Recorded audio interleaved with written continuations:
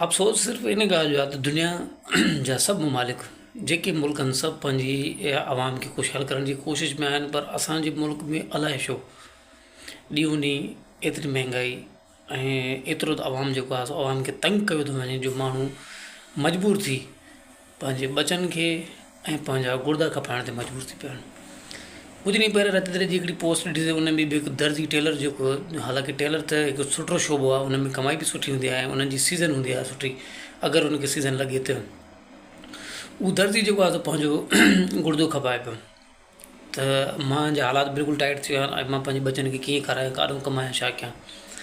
अहिड़ा ई मामलात घणियुनि जॻहियुनि ते आहिनि ऐं ख़ुदा खां पनाह था घुरऊं त अलाह साईं कंहिं बि दुश्मन खे बि अहिड़ो वक़्तु न ॾेखारे। हीअ जेका तस्वीर तव्हां ॾिसो था, इहा बि हिकु औरत आहे जेका पंहिंजी न्याणी खे पाण फ़िरोख़्त करण जे लाइ, भई तव्हां एतिरो जेको आहे अंदाज़ो लॻायो त पंहिंजे पेट में निकितल ॿार,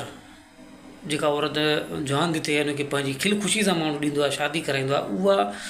उहा न्याणी अगरि को मजबूरी तहत खपाए थो त इहो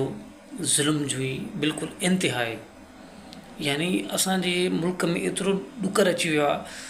जो तव्हां असांजी सोच खां बि ॿाहिरि आहे त मुल्क में छा थी रहियो आहे।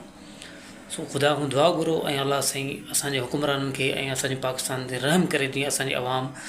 सेठ थिए ऐं ख़ुशहाल ज़िंदगी गुज़ारे।